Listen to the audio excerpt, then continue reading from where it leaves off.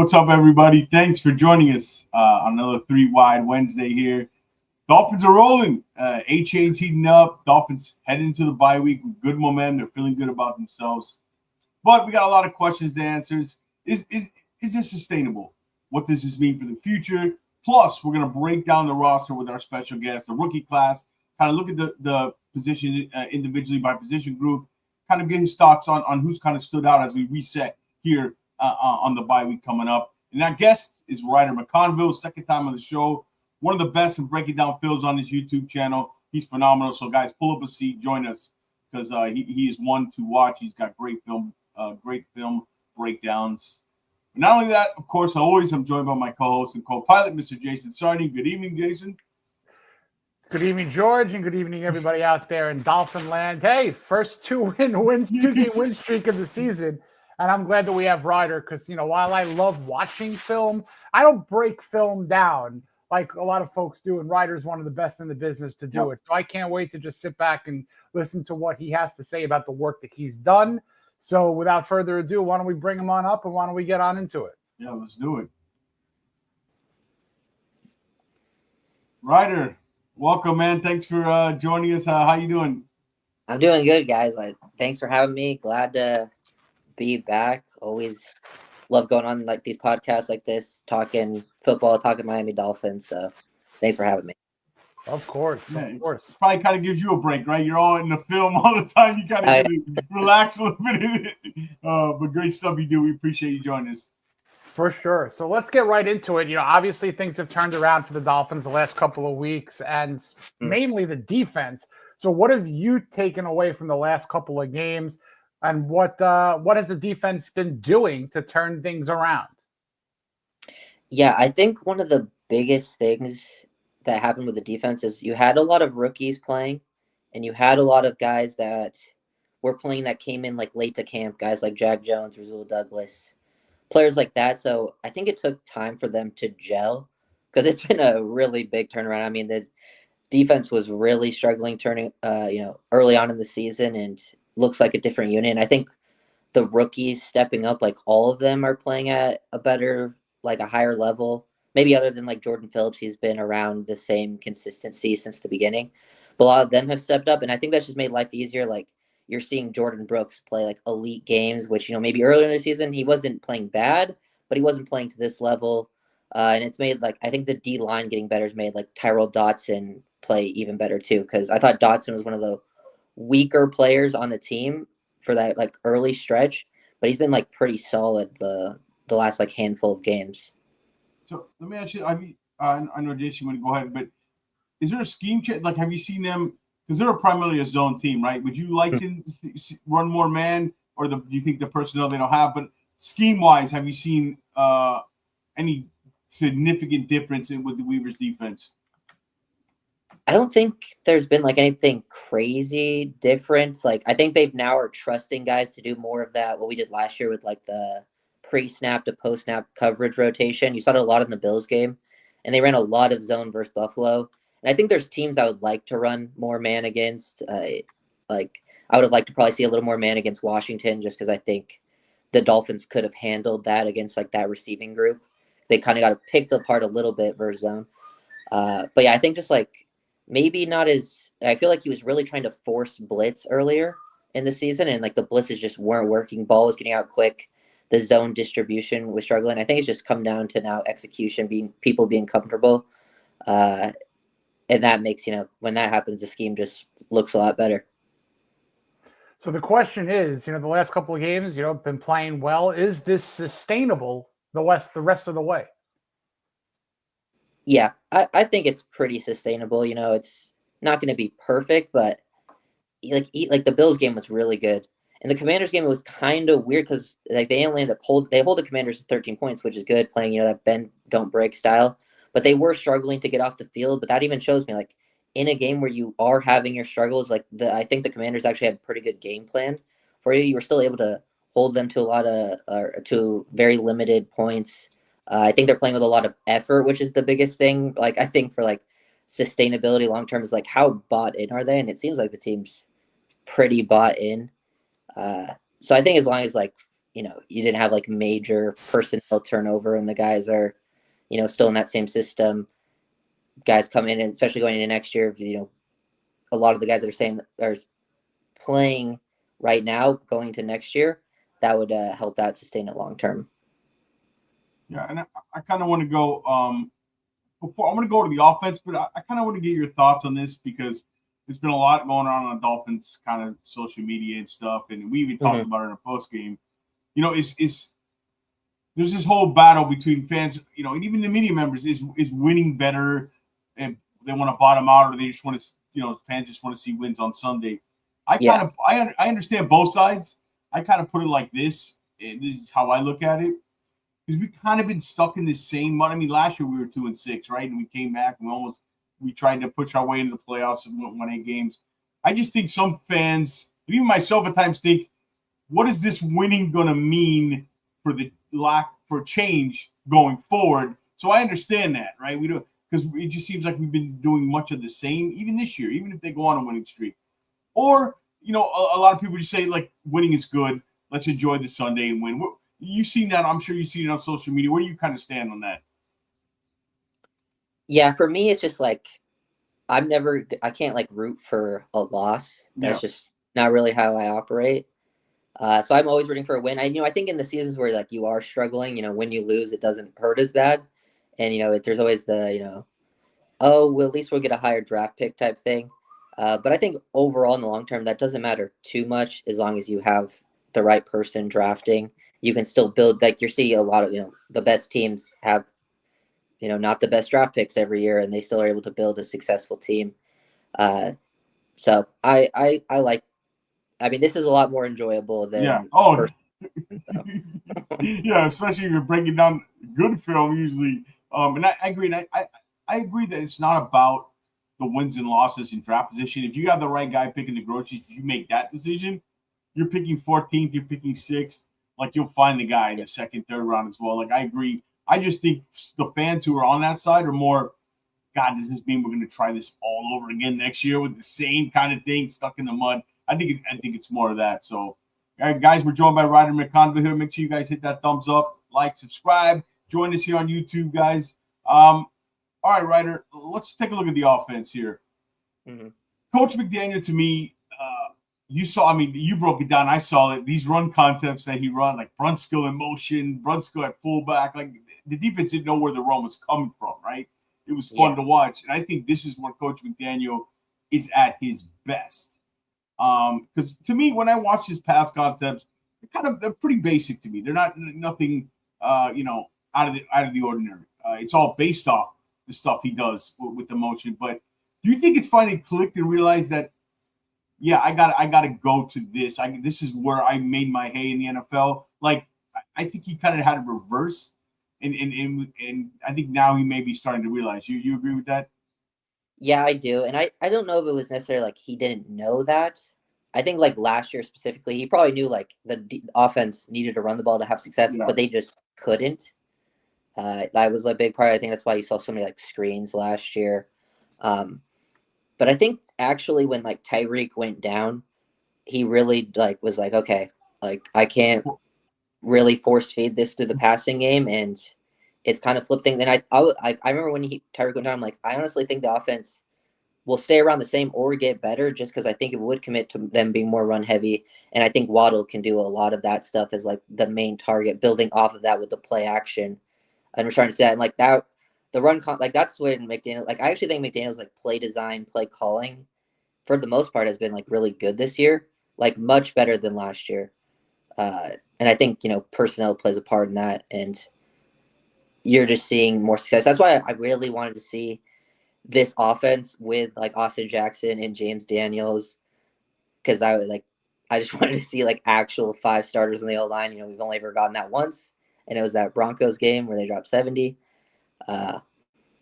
But yeah, I think he's definitely figured things out. So sticking with the offense, but sorry, George, go ahead. No, I just want to make a couple points on that. Do you think also that we don't talk about enough, because I always forget how they took that, when they had that big season in 23, they took the head start motion from Tua, How big was that? Because we don't talk about that enough when they changed that rule. How much do you think affect more than the team's playing the shell coverage or the too high that everybody talks about that everybody in the league plays? But like, how much do you think that was really a part of it? I don't know. I don't know if it played that big of a part. I think it really was teams, because I think, with the NFL, a lot of it is like McDaniel innovates, teams copy him, defenses figure it out. I think that was more of what happened. Defense figured it out, and now it feels like McDaniel is starting to innovate again and do different things, and we'll see if defenses figure that out. He can adjust again. Because I think teams just started understanding more. Because when that first happened, like, teams had no idea what was going on. Players were running wide open. Tyreek and Waddle putting up crazy numbers. Same with Tua. So speaking of Tua, when you break down film on Tua, especially earlier in the year, what did you notice with his struggles? What were the reasons behind them? Yeah, I think just like it seemed like he had maybe a lack of confidence, because even he's always had the same strengths and weaknesses. I just feel like he wasn't playing into his strengths as much early on, and even still at sometimes just maybe not trusting what he's seeing, throwing with anticipation, maybe trusting the scheme at times of being like, oh, I don't know if this is going to be there.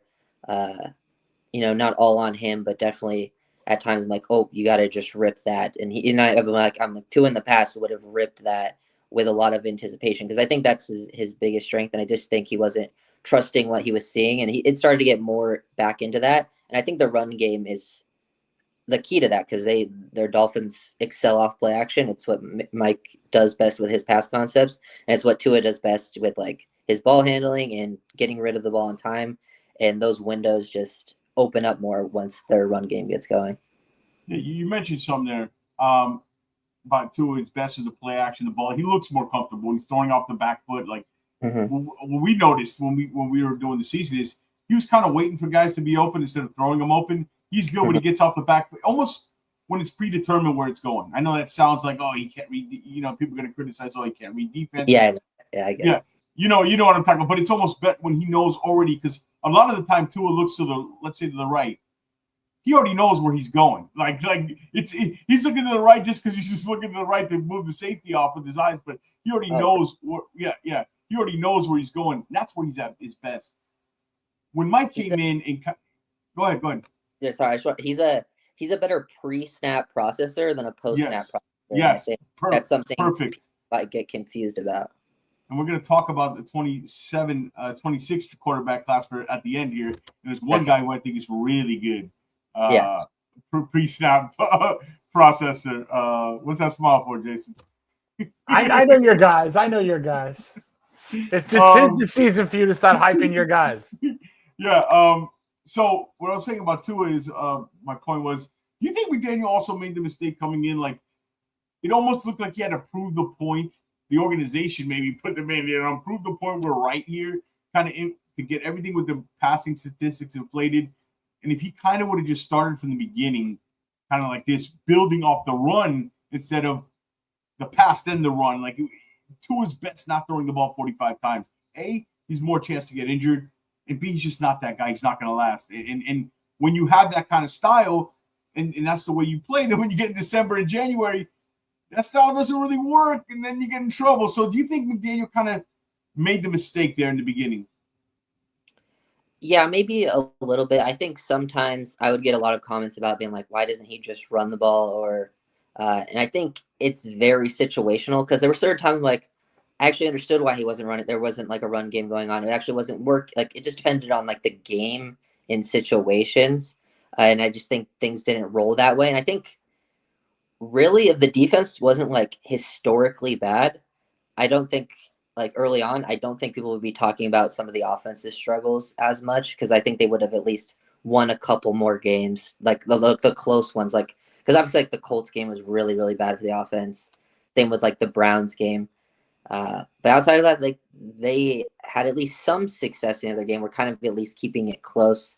It's just I think the Dolphins aren't necessarily built to play from behind as much. They're more of a play ahead team, and that's when Tua starts pressing it when they are behind. That's where like a lot of his interceptions come, is when they're he's really trying to force the ball, like the Browns game. Like a lot of his interceptions at the end is when they were down 3 scores, and he's just throwing things up, not trying to get hit. Yeah. And what we talked about McDaniel. What is your take on McDaniel as a head coach? Were you surprised it was Greer first? Maybe from reports, but like I thought it should have definitely been Greer first. I think McDaniel at least deserved the end of the season because I think he has his warts, but he's had more success than a lot of other head coaches for Miami in previous time. And there's the risk is like it is very difficult to find a good offensive mind. And I think the biggest thing that makes me feel good about McDaniel right now is the team. To me, it was like if the team is clearly giving up on McDaniel, it's time to move on. But the team is playing about as hard as I've ever seen them play. So I'm like, oh, maybe they still really believe in McDaniel, which makes me feel better about him staying around. Yeah, it's funny. I do have a theory on that because I hear people kind of say that Jason and Ryder and I think because they like Mike, right? I think they also like the environment they're in. I think some guys are in positions they wouldn't be in other NFL teams. Like even a Jordan Brooks, right? Being the leader. I don't know if he does that at another organization. Now he's been playing fantastic, and we'll get to him when we kind of break down some of the roster.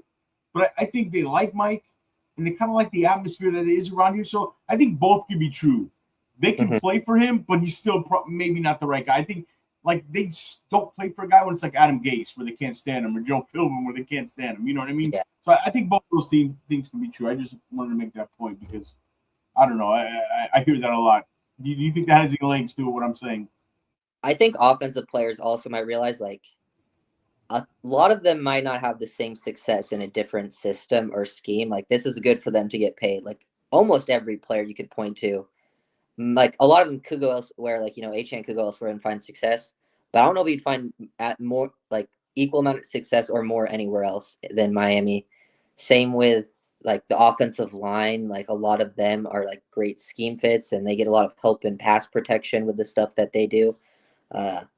Like Brewer's the perfect example. Like Brewer's like the perfect fit for this scheme. He struggled in Tennessee beforehand, but I think that might also play a part in it. Now, what would you need to see the rest of the season for Mike to stay? What do you need to see besides on the field? Besides because I don't think this team's going to give up on him. What to you at game 17?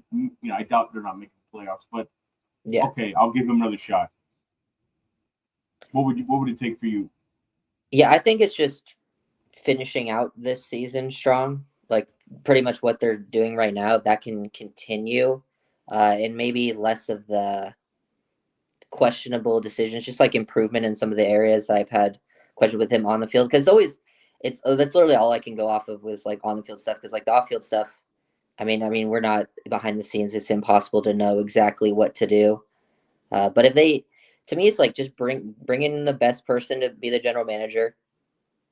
If they're okay keeping Mike for another year, then I'm okay with it. If they want to move on, like I'm totally fine doing like a full kind of reset, restart type situation. Because this is kind of like the next year with that draft and the Dolphins cap space, it is a little bit of a weird year to restart. The 20, because they're going to have a lot of dead money. Yeah, like I wouldn't be surprised by like thinking more like let's give him that year, and then we have a much better situation in 27 if they do want to restart. You know what? I mean, I know Jason's point. Jason wants to bring in the guy and let him kind of make the decision, which is fine. My thing is, I almost want, if you're going to do that, bring Champ Kelly in back. Let's not kind of half measure it. And if you're going to clean slate in 27, let's get the best guy for both positions. That's my take. Jason, I know.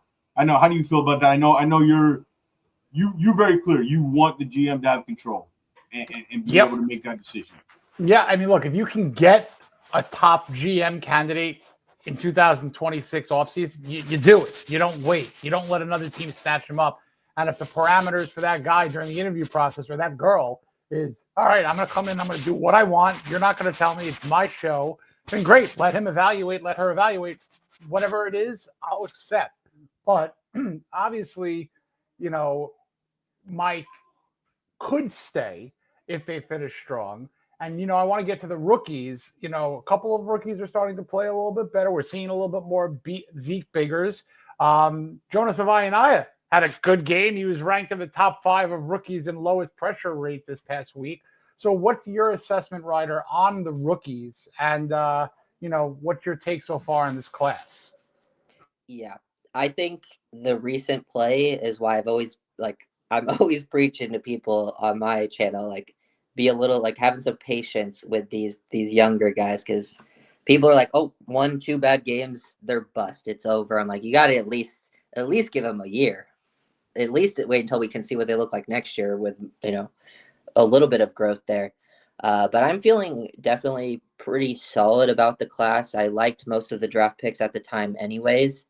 And considering you had a first, you had a second, you didn't end up picking in the third or the fourth, you end up just having a bunch of guys in the fifth. And those guys, the fifth, sixth, now even seeing Zeke Biggers from one of the last picks in the draft making a nice little impact. That's a good draft class if you have more than 3 guys that are making an impact for you. Obviously, we'll still see what happens long-term at that. But overall, I feel pretty good about the class. I mean, Jordan Phillips, my favorite pick at the time. I would still say he's my favorite rookie to watch. I think he's just the most consistent. You know exactly what you're going to get. He's not going to be much of a pass rusher. Maybe he develops down the line, but the run game is super consistent. Nice one-tech nose tackle. Ollie's filled in really nicely as a complimentary second guy doing a lot of the short yardage work.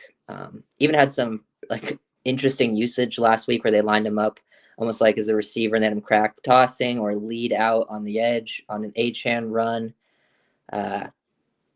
One thing that was interesting is I don't understand why Trader's, I know Ashton Davis came back. I don't know why Trader's time went down, because I actually thought he's been one of the better rookies, especially ever since the missed tackle versus the Chargers where people talk about that. I'm like, yes, but that's a very tough tackle to make versus Ryder McConville with that much space. Trader's been very solid. The 2 Maryland kids are probably my favorite the draft picks. But yeah, I like what I've seen. Grant's definitely getting back. I think since the Browns game, Grant's just kind of been improving. Posted a video on him today, and I think Jonah just had probably his best game for sure. I mean, I have to go back and watch the other ones, but I'm pretty sure that was his best game. So overall, the rookie class is looking better, and I think that was the main focus of the season for me, especially with the rough start. I'm I just want to see the young guys improve and look what you have long term. So going into next year, free agency and the draft, look what you actually need, because it's do we have the guys that are your 5th round picks? Do we have something in Trader? Do we actually feel comfortable with him being your 2nd or 3rd safety? So then, what do we actually need to look at in that area?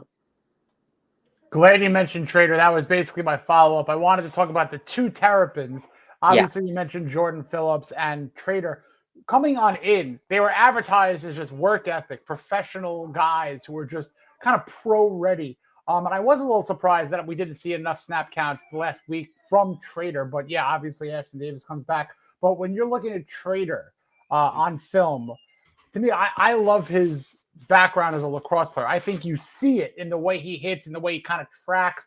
What do you see in Trader? And let's talk a little long term. What do you think the ceiling is for him? Yeah, when I played football, I played safety, and Trader, my kind of safety, the guy that's a little bit undersized, the guy that's maybe doesn't test the most athletic, greatest athletically, but I mean, I don't really care too much about 40 times, especially for safety. He's got that short area quickness. I think the lacrosse helps with that. You can see it in transition. Toughness, he'll have some missed tackles we've seen, but he comes down and plays aggressive versus the run, run the alley. Looks pretty solid in coverage too. I think he's done some decent things there, whether they've asked him to man up on tight ends or, I think he's pretty versatile because he can play as the post field guy, the split field safety, come down, play an underneath zone. I think he's looked pretty decent there. And I feel he can be, at least for what I've seen so far, I don't think he's going to be an elite safety or anything, but I think he could be a decent starter for you. You mentioned the tight end. If he could defend the tight end, because that has been an Achilles heel of the Dolphins defense for 12 years. Tight ends just eat against this Dolphins defense. And if they can just get someone to just be that guy to just check, in the future, you're going to see, guys like Arondé Gatson, Tyler Warren, these are really good young tight ends in this league. And hopefully they could finally, check that box on how to defend them. And hopefully check the box in getting one too. There you go. That's exactly right. This was the draft to get one. Not only family ties, like it was a good class. I was like, this is the best tight end class in forever. I've been putting the agenda for years, since probably Sam Laporta, which we couldn't end up getting anyways. He was gone. I wanted Kraft, man. There was that draft. I love Kraft coming out. Yeah, Laporta, Kraft, Darnell Washington. It could have been anything of those three I'd have been totally good with. But yeah, I've been pushing the tight end agenda every year. Last year, for sure. Fannin Jr. Even Fannin Jr. is good. I mean, he's another one. All of them are playing at least decent. Like all the top 7 from last year's class look the part. The Dolphins have never ever drafted a tight end in the first round. Never ever ever. Oh, yeah. So I know you. I was like, we're not taking Tyler Warren, but I would take it. I knew we weren't going to take it. But look, I was a big opponent. I love Kenneth Grant, but I'm so tired. I don't know about you guys are watching the videos of the team picking after us, celebrating. It was the Jalen Waddle, Penny. It's like no other team. It's like we're the only team that has those videos out there. But guys, thanks everybody in the chat is watching. Guys, make sure you hit that thumbs up, smash that like button, hit that little bell, subscribe. We're with Ryder McConville. Great film breakdown. If you check his channel out, I'll let Ryder plug his stuff at the end. But we're breaking down the roster. Let's get into a little bit of the roster. We're kind of at the bye week. We had expectations, so I kind of want to go through it. Kind of position group here. Quickly, I'll pull up the graphic. We'll go. I love some good graphics here. We haven't done graphics in a while. We haven't done graphics in a while, Jason, huh? Bring them up. All right. The quarterback position, we talked about Tua. I guess we talked about what his regression was. I guess here's the thing. Here's a question I have on you on Tua, and then I'll ask you kind of, and Jason, if you have any questions, just pop in. Which guy you would like to play if something happens. But do you think we're seeing a guy who's the hip 27 is maybe an old 27? Because the arm strength is not, it's looked better last game, but the arm strength clearly declined this year. Did you watch that on film? Did you see that as well? Yeah, I've seen it at times, but I also wondering if it's not necessarily arm strength, but also maybe mechanics, because I think he's looked sloppy there, and maybe that's where the hip. It's hard to speculate. It could speculate. It could definitely be the hip, but I also think it literally might just him being uncomfortable at times and not playing with as much confidence. And when you don't have the footwork lined up, and I think it's just one of those things where most quarterbacks in the league, the guys not the elite ones, it's sometimes just week to week, and also really depends on what's going on around you. And I think Tua is just one of those guys that when the situation's around him better, he can look like a really good quarterback. And sometimes when things aren't going great around him, that's when he has his struggles. I agree. I always say he's not an aircraft carrier. There's 4 aircraft carriers in the league. You know? You have the engine right. You do, you make sure you take the car to get his tune up and the tires are good. He'll ride that. He'll drive it for you with no problem. But he's not going to carry it when you need it, when everything else is kind of down. He's got to have the situation around him, especially now after all the injuries and stuff. But Wilson and Ewers, we haven't seen much of them. Obviously, it's a good thing. Yeah. If there's not much tape on them, how did you like Ewers coming out? And number 2 is if there is let's say an injury, God forbid, at the position, or they decide they go on a 3-game losing streak, and they decide they want to make a switch. I don't think that'll happen, but who would you rather see? Ewers for the long term, or because I kind of know what Wilson is, right? Yeah. I would probably rather just see Ewers. Yeah. I think as just one, he's the guy that's a little more we don't know what he is.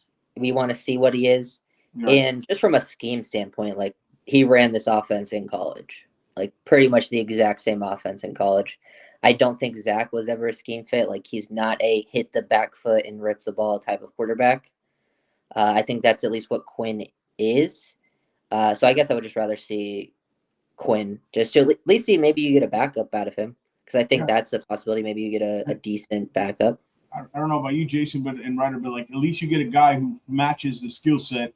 Even if Yes. he's not as good, he matches the skill set of your quarterback. And the one thing about Quinn, I don't know if you caught this when you watched his college tape, is his ball handling and stuff too is really good. Like he's good at that. Like very similar strengths and weaknesses. Yes, that's what you're supposed to do if you're gonna run it. Get a quarterback. So yeah, I agree.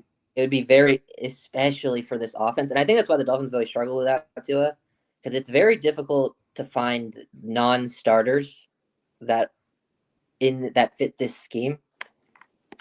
Because there's only probably 6-7 of those guys around the league. So when they do go down, it's like, man, it's very difficult to find those guys. Well, when I saw Quinn on the board in the 7th, like Quinn was a match. Jason, you remember that we were doing the draft. Yeah. Like Quinn was very early on. I was hoping that he was going to challenge Wilson to be the backup quarterback. So hopefully that's the progression. Obviously, the people who were, he's going to take over as starter were a little foolish. That wasn't going to happen. But for him to be a backup candidate and future backup, even as early as now or next year, I think it's great. Did you want Shador, Ryder, or you were like when that 5th round? How were you? No, for me, it was I never saw Shador as a scheme fit way either. Like with some, I think he's a guy that loves to hold on to the ball too. Quinn just made more sense. And I didn't like Ewers as a prospect. Like when people were talking about him on day 2, I was like, no. But once you see him 7th round, I'm like, oh yeah, definitely makes more sense. I'm talking 3rd round. Definitely I'm like, 3rd round throw that for Quinn Ewers. I'm like, what are they watching? 3rd round for Quinn Ewers? No. Now you go in the 6th, 7th round, it makes sense. So yeah, I found it funny when the Niners took the quarterback. They took the Niners usually when we took Skyler, they took Purdy. So I kind of knew when the Niners took a quarterback, the Dolphins were going to. It seems like they both do that in the late rounds. All right. Let's go the running back group. Obviously, De'Von Achane has been special. Have you seen anything out of him this year? Has he proven to you more that, you know what, maybe we can give this guy 15, 20, the ball 20 times a game. He's a lot better in between the tackles than he's given credit for. Yeah, I mean, I think him staying healthy is a big selling point for that because he's definitely handled the load and he's only really gotten slightly banged up, and I mean I got to give him respect for that. I think he's always been he's obviously a smaller back. He's not gonna absolutely bully people, but he's always had pretty good play strength and contact balance for his size.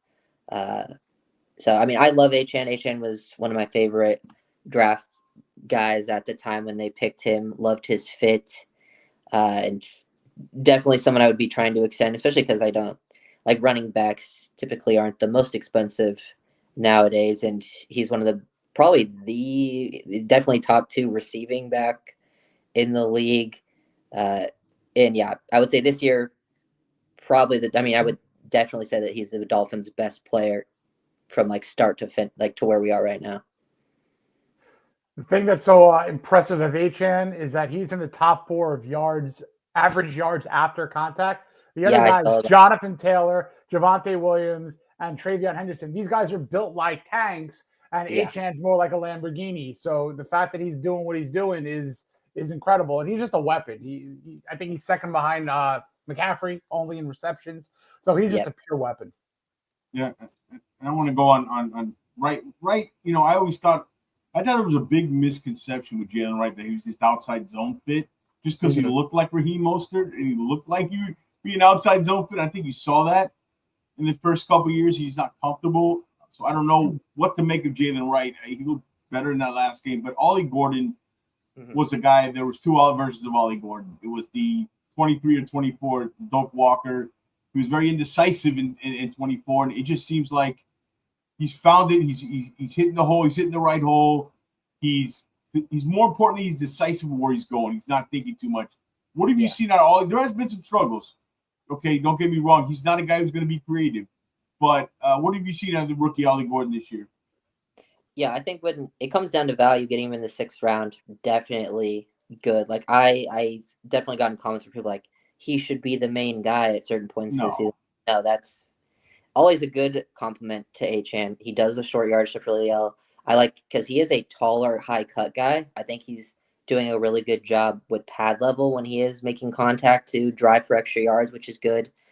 decisiveness, like you said. I think his decision making overall has been solid. Not going to be a guy that gets like too many huge plays. He's a decent athlete for his size, but nothing too crazy. But yeah, I like what I've seen from Ali. I think he's been very helpful in the Dolphins, because the Dolphins' short yardage last year were like the worst team in the league, and they've been a lot better this year. Not as good in the Commanders game, but like overall this year, they've been. Oh yeah. But at least there's now the threat, Ryder. There's the threat of it now. Yes, exactly. I have to respect it. Can we go to the? I think I'm the only one. I'm in the minority. I still didn't hate them going for it. I know it's crazy. 2, 3, and 7 teams. I just think they were trying to they didn't have confidence that they were trying to win the game. They didn't have confidence that Washington, the Commanders, were going to take that ball down and score. They had confidence they get a field goal. I liked going for it. I didn't mind it. I'm in the minority, but I get logically analytics probably tell you to kick the field goal. I didn't mind it. I know, Jason, you wanted to hit the field goal. Ryder, break the tie. So yeah, in my video, I actually went over this pretty in depth. Okay, I gotta check it out then. Yeah. I talked about I would have kicked the field goal based on how the game was going for sure. Right. Okay. But I do understand the logic of going for it, because I think leading up to it is what was important. Is on that one run, it was like a second down run, and Achane got down inside the 10. Him going out of bounds, I think, was a key there, because if he didn't go out of bounds, they would have either gotten another 2-minute warning, or would have wasted another timeout from Washington. Then when they ran it on 3rd and goal, Achane got hurt. So they used a timeout. So the time was 1:44. So they were thinking if we kick a field goal here, they have so much time to easily just tie the game. Yes. And that changed McDaniel's mind to be like, oh, we have to score a touchdown here to win now, not just field goal. And I think the other thing that makes logical sense is if we kick the field goal here, we give them 4 downs. If we don't kick the field goal, they're 3 downs, and then they'll either punt or kick it away. We give them 4 downs to then drive down the field. And with how our defense has been going, we've been bending. We would probably just allow them to get in field goal range pretty quickly. So I understood the logic of going for it on that, but all day you were struggling. Cole Strange, I think, got beat on every short yardage rep in that game. Not his best game for sure. But yeah, I would have kicked it, but I do think there's logical sense to why they went for it. But I just knew as soon as I saw them line up on 4th goal, I was like, oh, they're not getting it. It was that thing. They're not getting it. This is the last time I'm going to talk about this, because then we can literally close the book on it. But the reason why I thought that they should have kicked the field goal, kind of twofold. You're going up against a team who basically did not score many points, backup quarterback, down Terry McLaurin. So if you're going up against a guy like a Josh Allen, you need the 7 points. You need to get the touchdown, because it's just an academic no-brainer that he's just going to march down the field. And in a hindsight is 2020 kind of mindset, they did have an opportunity to kick the field goal and win, but Matt Gay pushed it right, and he ended up getting cut. So he hits it. We're not even doing a show today because we're all probably too depressed. Kidding, Ryder. Of course, we still have you on. But the fact is, in that kind of exact situation, and one other point, probably would have liked Ollie Gordon to get that 3rd down carry to see if he could have just pushed it in. That would have been my ideal, but they snuck away with the win. Whatever. I'm done on the field goal analytical questions. I'll tell you what, though. Sometimes the play was right, but Cole Strange on that one play couldn't hold. Was it Kinlaw? He just couldn't hold Kinlaw. He would have walked in the end zone. If Kinlaw. Yeah, there was a pretty big lane there. If he just got just an okay block on him. Yeah, an average NFL block, not a high schooler block on De'Von Achane. De'Von Achane is not a world beater, but all right. So let's move on here. The receivers, obviously, Tyreek's been out. Waddle. Yeah. The drops have been the issue with Waddle. I think it's he has those moments because he tries to body catch everything, right? I think that's his big problem. How do you assess this wide receiver room now without Tyreek? I know, Jason, this is your favorite room, so I'll let you handle a lot of the questions on this room, but especially one guy I know you want to talk about, but Waddle kind of in the wide receiver 1 role. Yeah, Jalen Waddle's my favorite player on the team. I love Jalen Waddle. He did have those drops last week, but I think overall this year, I don't think drops have been as big of an issue for him. He's had some.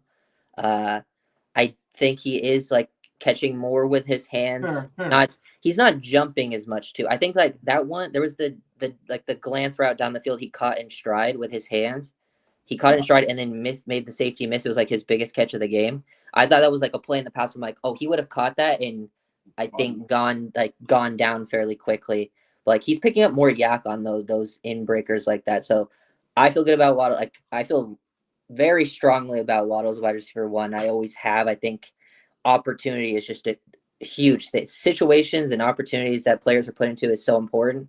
And I think it just, the fact that they had Tyreek, it just didn't give Waddle those shots. And I was like, as soon as he gets the targets, like he's going to be able to be that wide receiver 1. I think, in the future, I feel pretty good about the receiver room in general. I think if you're going into next year, you're trying to find like a wide receiver 2 that is more of a complement to Waddle's skill set, maybe a bigger body guy, possession receiver type of player. That's kind of what they're missing. That can be that receiver 2.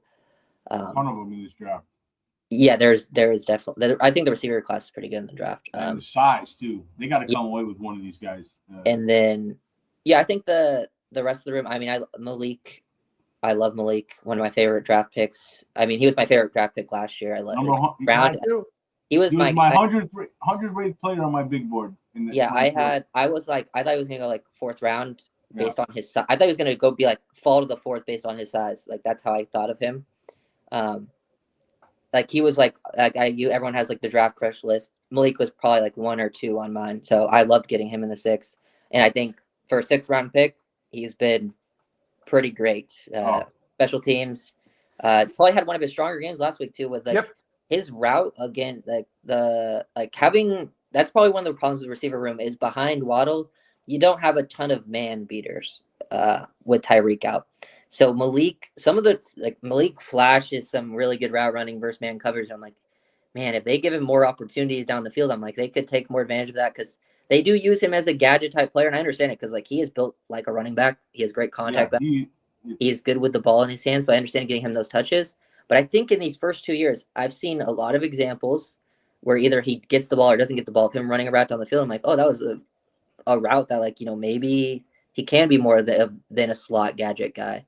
He even had I remember there was one route last year he didn't get the ball, but he had Derek Stingley turned around in that game, and Derek Stingley was shutting down Tyreek very easily. And I watched Malik turn him around, get open on a deep dig. He just didn't get the ball because Tua had to roll out to his left, was getting pressured, so never had the time. But yeah, that's kind of my follow up on Malik because we've been seeing so many times where he gets the ball behind the line of scrimmage, but many people forget, and I hope Mike McDaniel didn't forget that last year he actually was the number 1 wide receiver in win rate for routes. Yeah. So I would love for him to get downfield more, and we saw a little bit of a tease in the Washington game. So do you get frustrated when you see? I get that he can be a gadget type player, but have you gotten frustrated like I've been frustrated seeing how many times he touches the ball behind the line?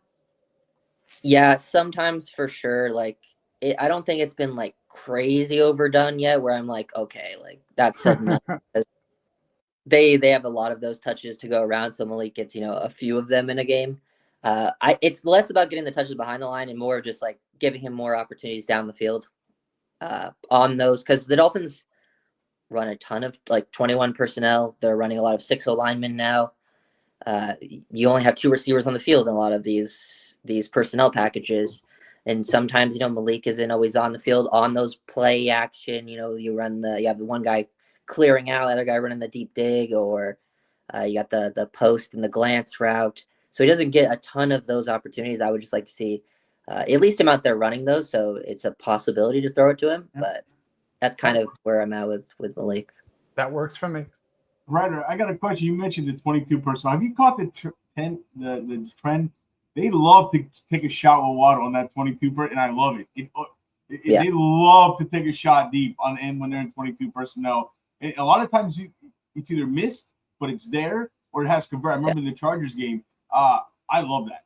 It's a trend I've been noticing, and you've been noticing that too. That especially with that 22 personnel, that jumbo package, they love to actually pass down the field, so they take the shot. Yeah, I mean, I think Waddle's the type of receiver that kind of thrives in that, where he, you only need 1 guy or 2 guys running routes down the field in those spots, and then everyone else is kind of just a late check down option but yeah, I've definitely been noticing. That's why like I was thinking going next year, like they're doing the 6-0 line stuff. I'm like, if they can just get I'm okay if they take 2 tight ends in next year's class. If one's more of a true Y, one's more of a true F.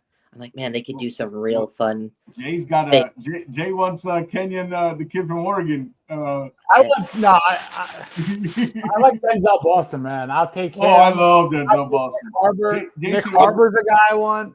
I think if the Dolphins keep winning, Sadiq becomes more of an option. I still don't know if they would ever take tight end first round, but no. He'd be a heck of a I want tall wide receivers. I don't care about tight ends as much as I showed you the list. Receiver. Don't worry, Jason. We're gonna do a lot of draft shows. Right. And we're gonna have I need a 6'4" prototype wide receiver, Ryder. I need some size. There's a few of them. I shout out to Cap. Go ahead, Ryder. No, I was just saying, yeah, I mean, I definitely need a receiver with some size. I don't necessarily need like the 6'4", 220 guy, but like, maybe 6'2", maybe someone 6'2", 210. 210, the physical that can also like get your edge, like more of a possession guy that can get to where they need to be, make a tough catch over the middle of the field, but then fall forward for the extra 4 yards. Abuka.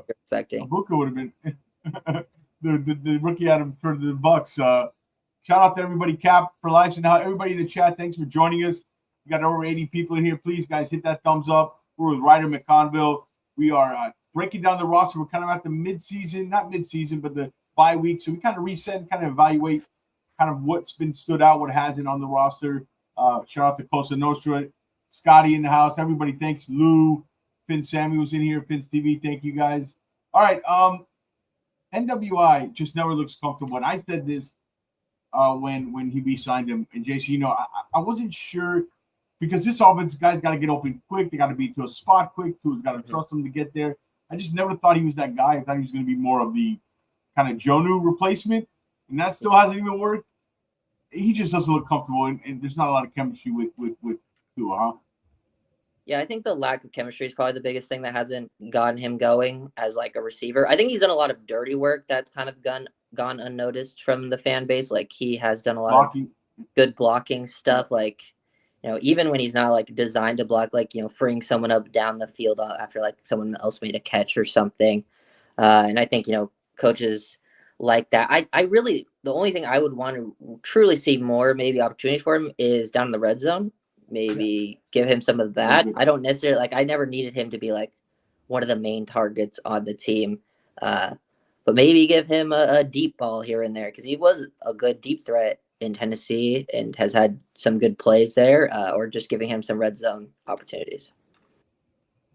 Yeah. Anything else on the wide receiver? Anybody else, Jason? Or I mean, it's a thin room to begin with, and a guy like NWI hasn't gotten more than 4 targets a game, so I don't know when it's going to happen. But I agree with you, Ryder. It would be nice if you're going to throw a fade or you're going to throw into the end zone in the red zone, throw it to your taller guy, 6'2", 6'3", whatever he is. But it hasn't happened yet. Who knows if it's going to happen throughout the year? Well, tight end room, yeah. Go ahead. I'll give credit to Cedric Wilson too because he's actually been blocking very hard. Yeah. And he blocks the last couple of games. He's a dirty work kind of guy too. Speaking of blocking, the tight end room, obviously Waller went down. Mm-hmm. Dolchich, I mean, he's kind of, he's a less athletic version, doing a little bit what Darren Waller did, but a less athletically. Rucci has some on the block. I thought Hill's been played better this year, except last game he whipped on that block though, man. I know I've been talking about getting a lot of tight ends, but I do have to give the room credit. They've definitely been better than I've expected. Even throwing Waller into this mix, like he was quite good. He was playing. Dulcich, I liked that pickup, and I thought I think he'd actually fit well. And I wouldn't be surprised if he had like a career sort of like better year with like this system and 2 at quarterback. I feel like that would kind of be better for him. And like there were some miscommunications last game. But like overall, I like what I've seen from him as a receiver. He's even had some okay blocking. Right, he's not much of a blocker, but at least a little bit out of there because he does play a lot of like inline Y still for like a receiver. Julian Hill, I would think, is probably having his best year. He did have that whiff on the 1 goal line, but on the touchdown to Ollie, he had a very key block. I think on Bobby Wagner that it was he inserted and took him out, and that was like where Ollie worked off the back, so got to give him credit there. And then Rucci, who hasn't played much, like very limited snaps. I would say like his positive snap, like if I had to like give it like a rate, his positive snap rate was actually pretty high. It's just obviously a super small sample size. So it's hard to say, but I'm like, honestly, I think a lot of these guys have at least shown that they should be You got some 2s and 3s fighting for a spot next year. You got some 2s and 3s. You got a third tight end, a second tight end, maybe. You still have the alpha there, but Dulcich, I mean, he gives you a little respectability that you have to worry about as a pass catching standpoint. But yeah, Julian Hill, I know everybody beats up on him, but he's tough as nails. He's played a lot better. So yeah, definitely this room I think is exceeded my expectations for based on what the talent that they had. So now the position group that everybody's going to talk about. I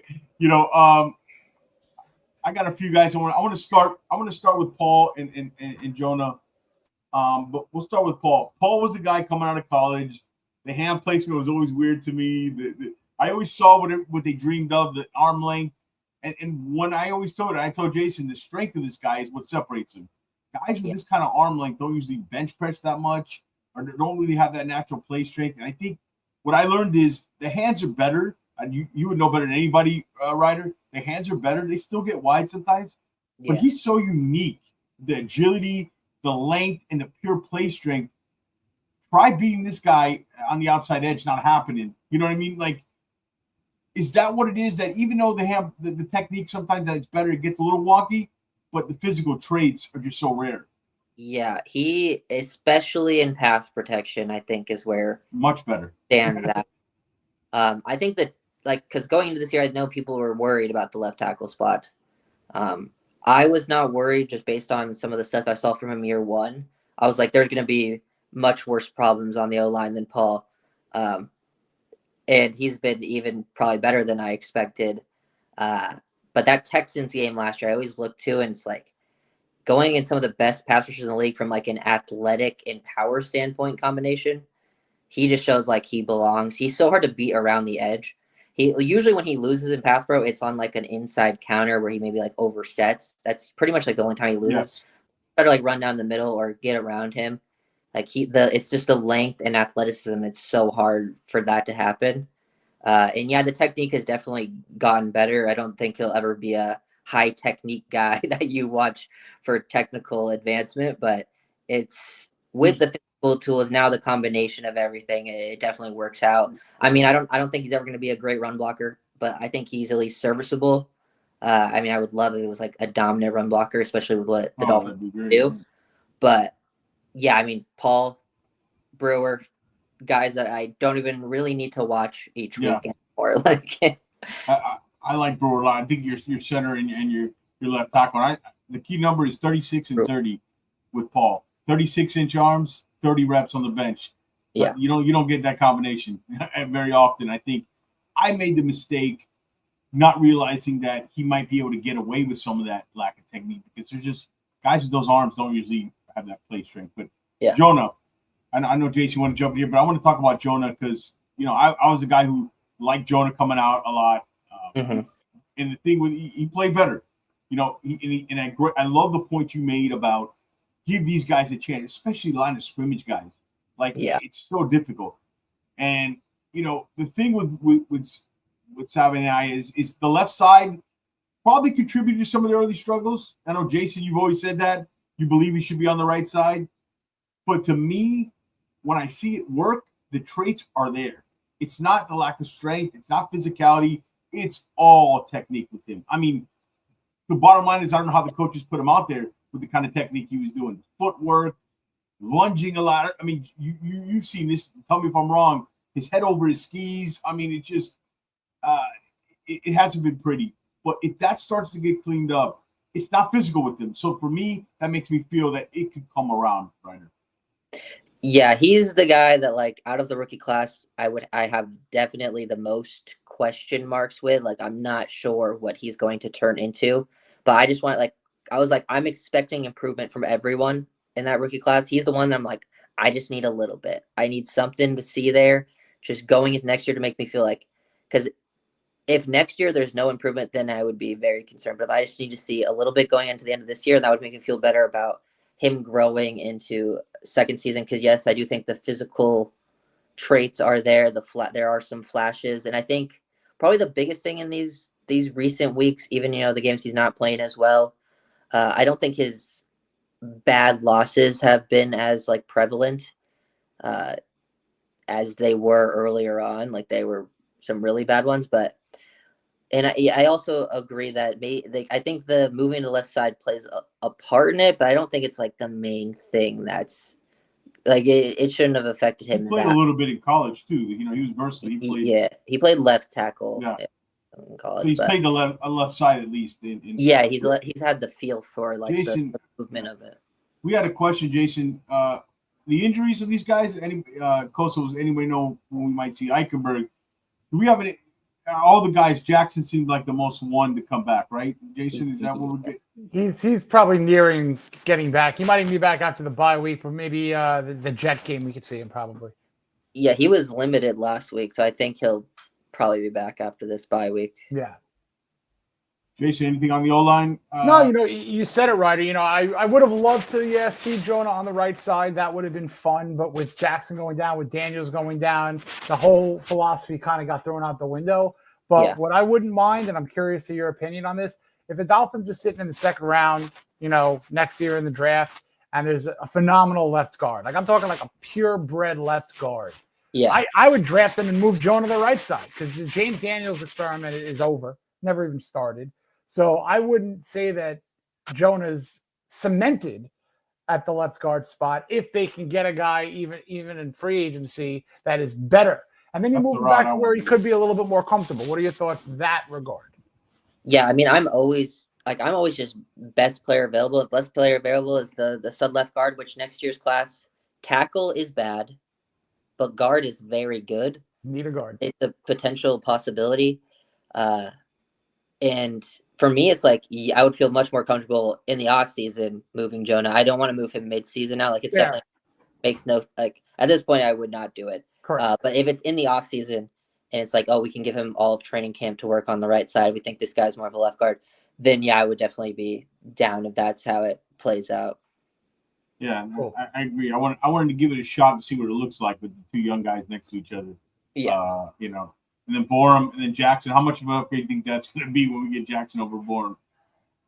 He played well. How do you feel about Borum this year? I always thought Borum would play better in this system. Like, I just thought that was inevitable just because if you go back to his time in, like, Chicago, he's obviously never a good pass pro guy. But just the way the Dolphins run their offense, he was never going to get as many of those opportunities. Tua does not hold on to the ball that long. Like, he's not going to be as exposed here.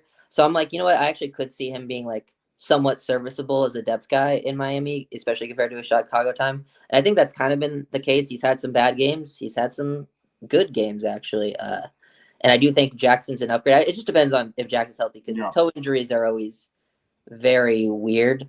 But they have similar strengths and weaknesses. Better run blockers than pass pro guys. Do you think overall, the O-line's been better than the perception out there, or it's been as bad? Because, I mean, look, we're like, last in time to throw at 2.5. But you know who's number one? The Jets. A lot of that is situationally. We get the ball out quick. Their quarterbacks are, running around probably a lot. So you got to be careful when you look at that number. It can be misleading. I've always said there's 4 or 5 teams that have good O-lines. The rest of the quarterbacks run for their life. It's like, I mean, it needs to be better. It's an issue. But do you think perception they play better than maybe the media or what we perceive them to be? I don't know. I think it's probably been pretty close to what people are thinking. I think it's been better than last year just because last year they literally couldn't run the ball at all.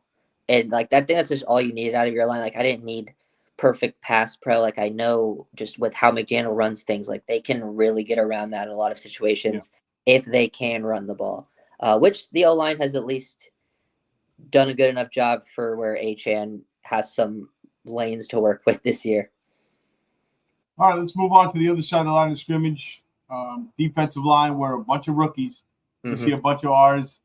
I'll take a couple of the rookies, and then Jason, you can follow up. We talked about Phillips, and I think with Phillips he's like this ball of just strength, lower center of gravity, I think this guy's a futures like really good starting, like already he's a starting zero tech. Yeah. But I think he came in the league with such pure raw strength for his age that the ceiling was higher for him. I mean, excuse me, the floor was higher for him than somebody like a Grant. So he'd come in right away. Yeah. But I mean, we talk about all the tackles from the linebackers. They got to give a lot of credit to Jordan Phillips, man. I mean, it's been, you mentioned him just real quick again, Phillips. How good has he been? Yes, he has been the Dolphins' best rookie. And I do agree. Like, he was the guy that was going to come in. Like, you knew exactly what you're going to get right away. Yeah. Like, when they drafted him in the 5th round, like, I know some people will have questions. It's impressive to see it, though. You talk about it, but then when you, it's yeah, still impressive to see it, right? I think people always talk about, like, why do we just take a nose tackle there? I'm like, well, we're in the 5th round, and I think we just got a guy that's going to have a 10-year-long career of just stopping the run very, very consistently. And like, he does this, like, it's clear the wrestling background, because he does this thing, like, I call it rubber banding, where like he will get hit one way, like he'll get hit by a double team, the guy attacks, absorbs. Did you see him play where 3 guys were almost on him? 3 guys, like he kind of had 3 blockers on him. Yeah, it's crazy, the power, and I think he's like a better athlete than maybe people think too. And the guy's just turned 21 not that long ago. It's very impressive. I think this is the one room, if you look at from a future perspective, it's like the one room that like I know what it's going to look like next year. I think a lot of the other rooms that we're looking at here could look quite a bit different. I think this room, like, 4 of these guys are going to be here, and at least most of them seeing quite a bit of playing time next year. You'll probably have like one other guy in the room that will also get a decent amount of playing time that's new. But this is like the one where I'm like, yeah, you don't need to probably think too much about like super high defensive tackle in the draft, or go out and sign a guy that's super expensive at D tackle with how much resources you put into it last year. Yeah. And go ahead, Jason. No, I was going to say, obviously thrilled with the way Jordan Phillips is playing. I think Kenneth Grant might be turning the corner. We'll talk a little bit about veteran Zach Sealer. What have you seen from him recently? And to kind of expand on that, do you think Zach Sealer benefited, it's probably clear, from Christian Wilkins and Calais Campbell as a 1B or a 1A, however you want to put it? Mm-hmm. But I love Zach Sealer. But what is the setback from this year? Yeah, I think some of the other rookies around him starting slow definitely affected his play, because as a pass rusher, he is very effective in like the stunt game, like whether he's crashing, looping. That's where he like really thrives. And I think the guys around him weren't as comfortable. He didn't have that chemistry built with them. I do think, he's played better as of recently, and it's just, he's one of those guys that I'm thinking like he's going to end up being fine going into next year. I feel like he's still going to be pretty good, maybe not quite, elite performances, but like he's a guy I'm like, he'll be pretty good. And yeah, I do think he benefited, especially last year. Like Calais was so beneficial last year with the stuff he was doing. But I also think, there's probably some things on him too, just because Calais here last year, it wasn't like Calais was on the field with him every snap. He's playing like 50%. There was a lot of snaps out there where Zach was alone. He was still having dominant reps. So I think it was just maybe a little bit of a slow start for the whole defense, but you're not seeing a lot of people turn around.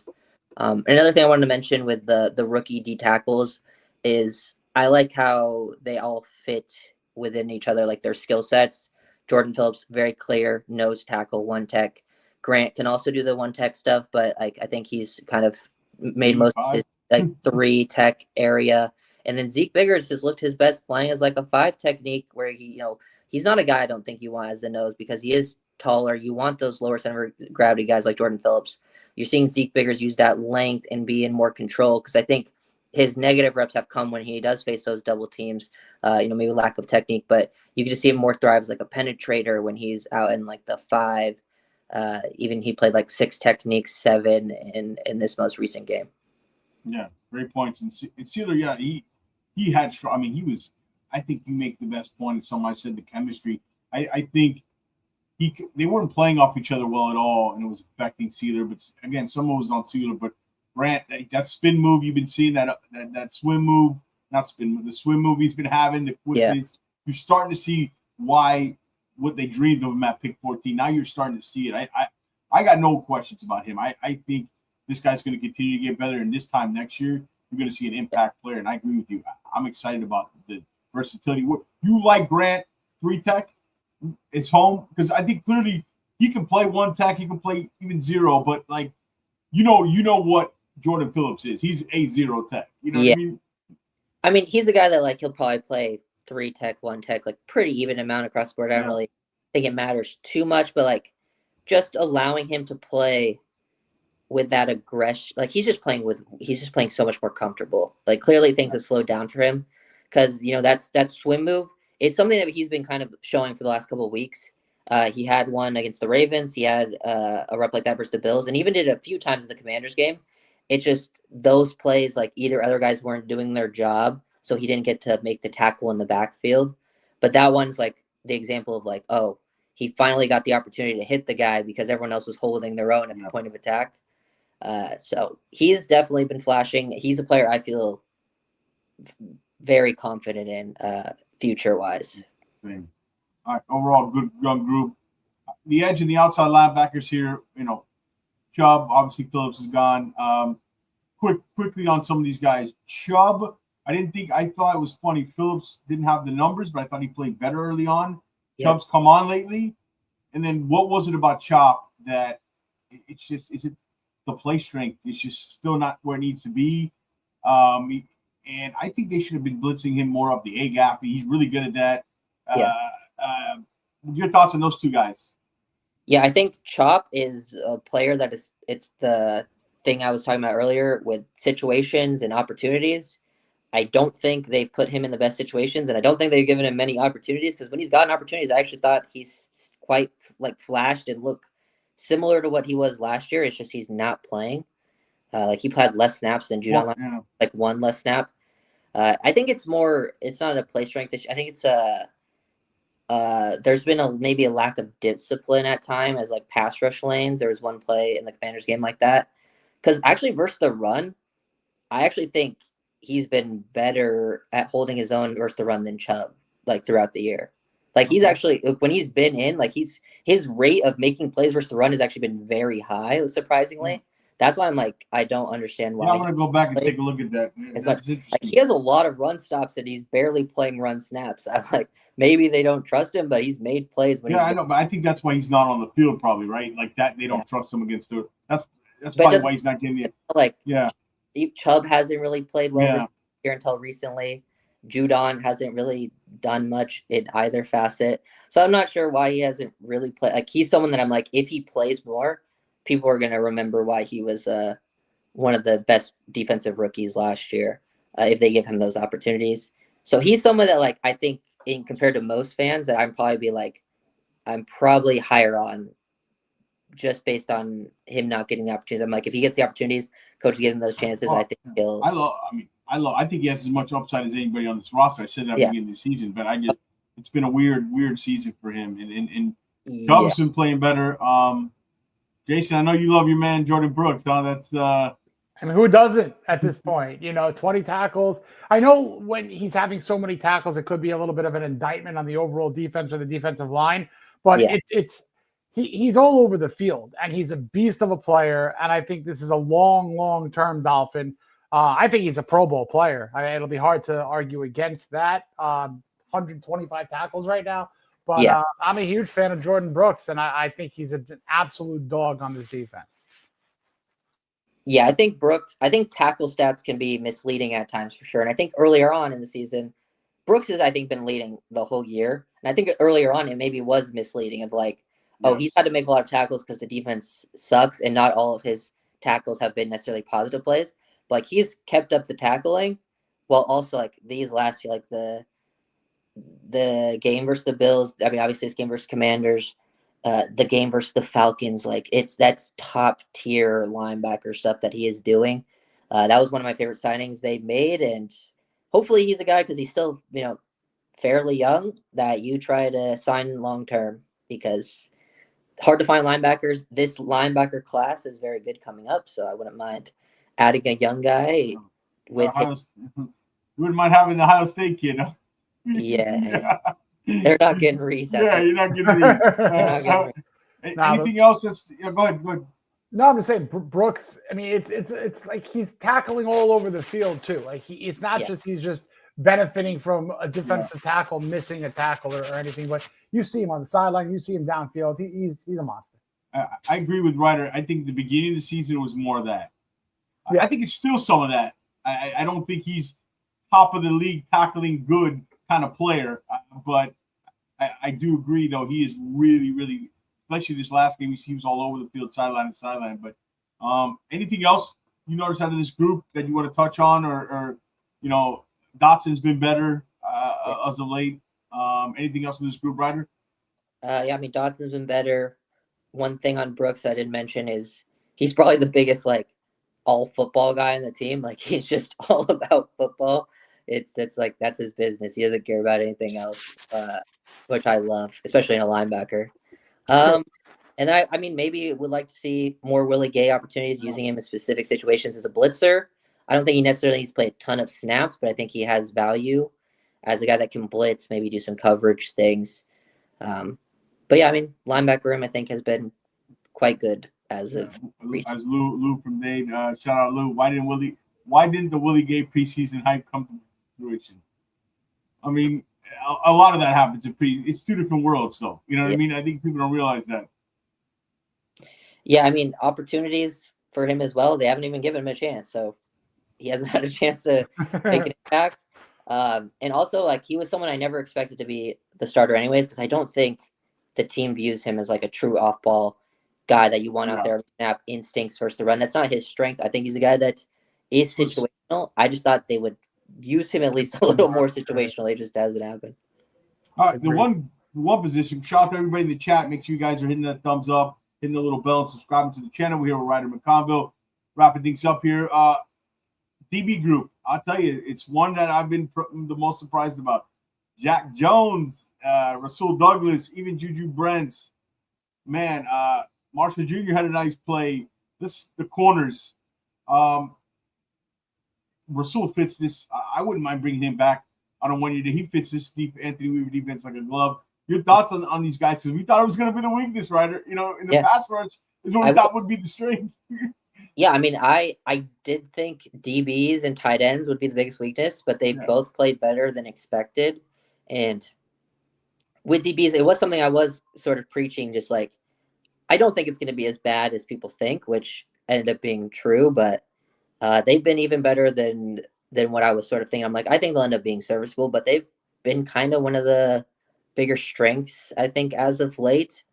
Jones obviously just had two really strong back-to-back games. I think that's the sort of thing with Jack Jones is he's going to have his really big moments, but he's also going to have his struggles. That's always kind of been who he is. He's crazy athletic. Some of the best twitch you'll see in a corner, but he'll make some decisions. Very ball skill guy. He's constantly trying to strip that ball out, got that big pick. Douglas has been very strong. Obviously hasn't played the last 2 games now, I think, but back, I think, right? Back with Brent's out. I liked what I saw with Brent's in his limited time. I think that was just, he has the injury problems he always has, but I think he at least showed hey, let's bring him back for next year for sure, especially with most of these 100%. Guys. A lot of the guys are free agents or rookies in this secondary. Marshall, I think, I know why they've been playing Marshall in the nickel because they don't have a nickel other than Minka, but I do think Marshall should be on the outside. I think that's just where he looks his best. I would like if they're going to play more man, I think Marshall should get some of those man opportunities on the outside because I think he looks very comfortable in that. And I think, he actually had some tackles in the nickel this past week that I thought were nice. He's never going to be the strongest tackler. He'll miss some, but I think he's been a little more willing than expected. But I don't think he is a nickel. And then the safety room, I think, has been the corners had some games that were rough. I think the Panthers game was the one game where I thought Jack Jones and Rasul Douglas were both quite bad, together at the same. But the safety room I actually think has been pretty consistent. Minka's been pretty good all year long, playing a lot of nickel, which I like. And I think the Commanders game was probably one of his weaker performances. He gave him some plays that I think he hadn't given up all year, probably been your better man-to-man guys, covering even like slot receivers, tight ends. And I think him playing nickel just allows him to be more involved on a play-to-play basis than playing deep safety. And then you have Trader. I'm obviously a huge fan of talking about him earlier. Yep. And then Davis and Melifonwu, I don't think have been necessarily good this year, but they haven't been noticeably like giving up big plays as of late, sort of just doing their job, which is kind of what you want out of your safety room, to be honest. I feel like Davis in spots has been good. Yeah. But there needs to be some more consistency with Davis, but there's been flashes. Yeah. He had the I mean, I know Ertz slipped, but he was in position on that fourth and goal stop. Yeah. Melifonwu had a pick versus the Bills. I mean, not guys I would, put too much stock into, but not guys that I'm pointing at right away as like, oh, they're the problem with the team. But yeah, I mean, overall, DBs have been better than expected. Slower start, I would say. Unfortunate some of the injuries they've had. Marshall missing a lot of the year, Duck not getting a chance to play, Brent's now being injured. Rizul missing some games. Brent's I like Brent's coming out. He's long. Yeah. Great, good explosion. I believe he jumped over 40 inches of the combine. I remember him coming out. I think it was Kansas State. I liked him a lot. I think he's a guy you said, bring him back next year. Let him compete with these guys, Marshall, all these young guys. And all right, so that's the roster. We got a couple other fun things we want to ask you, Ryder, before we get you out of here. 26 versus the 27 QB class. I know. People, do we wait? Your thoughts on the 26 class? I'll give you a few guys I like. Mendoza's not my number one, but again, it's early. I'm not putting my name on anything until I get really into it. With my guys, all right, I like Sellers because I realize it's a risk. Sellers reminds me of the young Dante Culpepper in Minnesota when he was in college. He can make some of the throws with velocity on the run that we haven't seen around here. And he just intrigues me, but I don't think he's coming out. The top guys, he should stay, and I think he might be playing for Miami, but the Hurricanes, not the Dolphins. And Ty Simpson. See, the thing with Ty, remember I mentioned to you, pre-snap stuff. He's really good at it. I mean, he just commands the huddle. He's really intelligent. Ball place. I mean, he fits. Quarterback ready now. Do we want to go the Alabama side? He's 6'2", 208. Mendoza, great precision throwing between different levels. He threads windows. He's great versus the blitz. You saw that one kill shot they had on him, and he fired it. I mean, it was impressive. He's got ice in his vein. Good arm. Both these guys, good arm. I don't know if they're elite. Mendoza, I see some Jared Goff in there. Not bad. That's fine. That's kind of what I see. A little more athletic. Yeah, a little more, but I see a little Goff in there. And I do worry about his frame, even though he's 6'5". He doesn't seem like the thickest guy, but I like him. Mateer, to me, he's got some bake in him. I like what he's about. And then the guy I like in not project, but a second, Taylor Green. If Taylor Green, Ryder, and Jason were playing at somewhere else, we might be talking about high. I just love what he looks like at that position, and I think it's something we haven't tried here. Those are some of the guys, and Dante Moore. I'll give you a call for Dante Moore. I see some CJ Stroud there. Go ahead. Your take on the 26 class. Yeah, I actually think the 26 class isn't bad. I think it's pretty solid. It's definitely better than last year. It's not like a great QB class, but my top three, like a pretty clear top three. And obviously it would have to declare, but it would be Simpson, Mendoza, and Moore. In that order?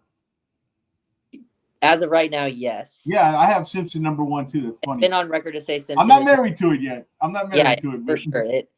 One of my main concerns is he is just a 1-year starter, but honestly, that might be a good thing. Dude, like his a lot of growth. His mental game in the pre-snap is crazy. Is very good, and he's a pretty good athlete. Like he's got pretty good physical tools. Like not gonna blow away, but like good enough with the mental stuff. And I do think like.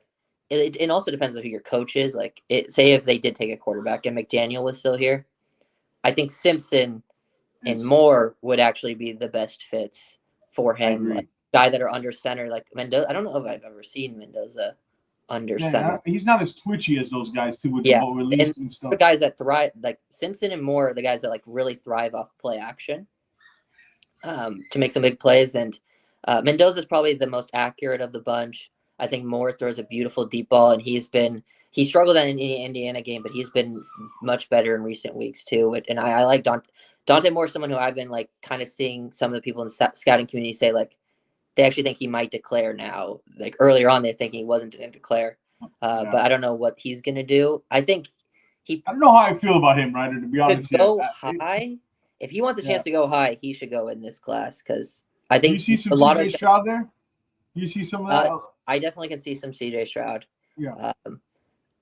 I think there's some good traits to work with there, and he's not someone. I mean, he's probably my third right now. But like, if they didn't, like, he's the one that like I could see falling a bit, and you might end up getting him in like middle of the first or something if he did declare and go first round. But I don't know. But yeah, probably Simpson's my favorite. I think he does some good off-script stuff as well, making some plays. I think sometimes that's one of his biggest problems is he will try to do too much, holding on to the ball too long. But that's something can be fixed. Well, Jason, it's holiday time, and there's one question. I don't know if Ryder, Jason's been on. We're gonna ask every guest about this. The floor is yours, Mr. Jason Sarney. I'm exhausting the topic. I know this, but it is the season. I have a couple more weeks. Do you think Die Hard is a Christmas movie? Do I think Die Hard is a Christmas? Okay, so yeah. Ooh. I actually don't have a take. Like, I really don't know. I've seen people argue about it. It's a movie that takes place during Christmas.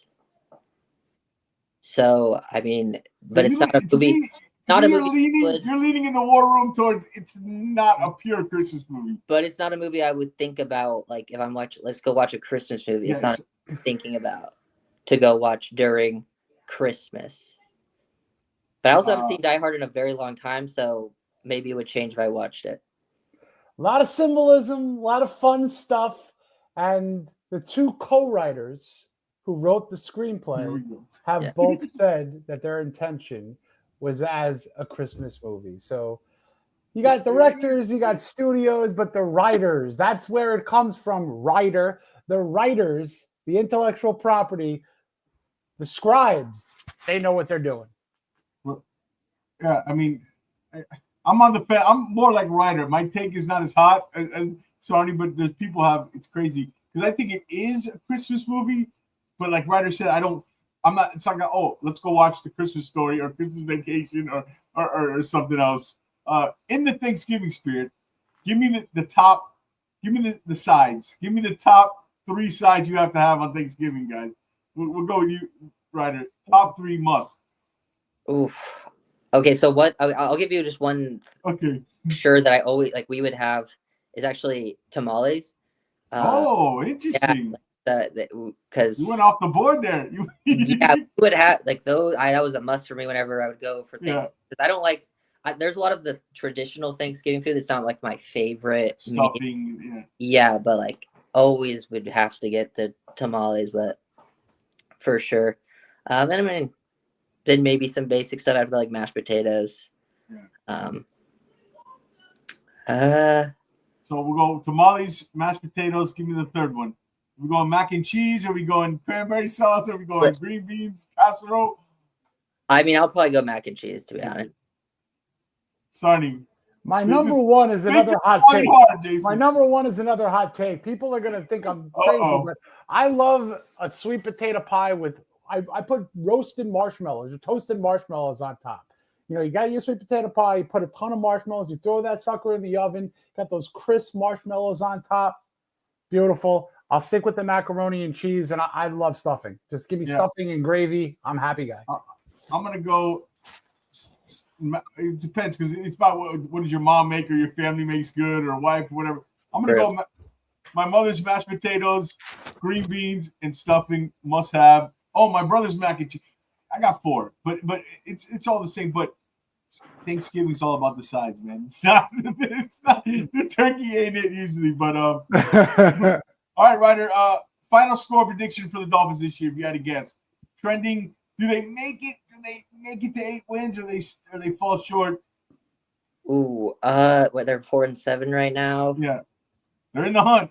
They're in the hunt. I think they're gonna end up about 8-9 if I had to guess. Same thing as last year, then. Yeah. Does McDaniel come back on an 8-9 record? Not what you want. Do you think they bring it back on? I think he would.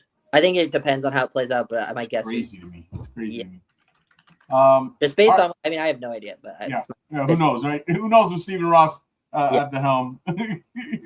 it's all right. Well, Ryder, I can't thank you enough for having you on, and let's do this again in the off season, draft time. You're great. Let everybody know where they can find your work and all the stuff that you do and all the great film breakdown you have going on. Just YouTube at Ryder McConville. You can find me there. I also just made like a Substack because sometimes, especially the draft film breakdowns, can get a lot of problems with copyright, so you can find it at there. Same thing, Ryder McConville. But yeah, just breaking down film there all the time. Yeah. All right. We appreciate you, Ryder. 100%, Ryder. Thank you so much. Thank you so much for coming on, man. We'll do it again. And everybody, please go check out Ryder. Check out his channel. Check all the film breakdown. He's wonderful. Thanks, Ryder. Have a happy Thanksgiving. Happy holidays. We don't talk, man. Take care. Yep. Thank you. Have a good one. Be well, Ryder. I know, Jason. Yeah. Hold on. Funny. No, I love Ryder. Go ahead. I didn't know. I was like, go ahead. The floor is yours. No, listen, anytime a guy like Ryder can come on, I know you're a film guy too, but there's an educational aspect to it. So really great stuff there. Look at it, the comments. Oh God. Yeah, Jordan, I'll tell you, I'm not shocked. Color me shocked. But a lot of reasons why, and again, you're going to argue against the two writers of the damn movie that it's not a Christmas movie when they have specifically said it's a Christmas movie, plus all the other symbolisms. What are your motives? I don't know. We don't mention other channels on here. We stay in our lane. We create our own topics and our own ideas. We're creative in our creative minds. We don't use other topics from other shows to kind of fill airtime. But I appreciate you, Jordan. Thank you, Jordan. Thank to all the loyal Fins Faithful. We're named Fins Faithful. Reason we're in this together, guys. I'll be back on Monday. We have a special guest. Not sure if Jason will be. We don't know yet. It's the holiday times. It's kind of things are strange. But follow our social media, please, guys. Hit the thumbs up. Help support the channel. Share it. Put your video, your comments on the video. What you like. Is Die Hard a Christmas movie? We'll take this all the way up to the Christmas. We're polling at 70%. We're polling at 70%. 70%. My goal is to get it to 80%. Ryder was kind of on the fence. He was on the fence. I'm going to lean to Ryder who's going no. Let's be honest. Let's be fair to Ryder. That's fine, but he also is he needs to sit down and watch it again. Like he needs to now watch it with the glasses we're going to have our draft. Look for right. it. I'm thinking we'll have 4 people up. We'll have our draft, and we'll have everybody gets 4 picks, so a total of 16. You know what I mean, or something like that. And love the show, guys. You're awesome, Jordan. Thank you so much, Jordan. Thank you. Sir. When I tell you guys, I'm still amazed that anybody comes watch our show and kind of is loyal to us, and we appreciate it. We put a lot of hard work and passion. We love this team. We love you guys. We love doing this, and we hope you get informed because this is one of the few channels you can go analytics, draft, film study, talk show. Try to find one that does it all at the same time, bundled into one. And film study, Thanksgiving food, and Die Hard movie references. Where else, man? Where else? Cool hat and cool Fins Faithful hats. Great hat. Better late than never. All right, we went an hour and a half, Jason. I didn't think this was going to happen, but we did, as usual. We appreciate everybody for watching. Stick with us. Stay tuned. We will be live again probably on Monday, but you never know. Stay tuned to social media. It could be sooner or whatever. All right, for everybody, have a safe, happy Thanksgiving. I don't know if Jason will be on before then or not. Probably will. Probably not. Who knows? Yippee-ki-yay, baby. I'll be on. Everybody, happy Thanksgiving, happy holidays. I'll say it again till we hit that date. And thank you guys. Stay safe. Enjoy the bye week. Fins up. We're out. Have a good one. Fins up.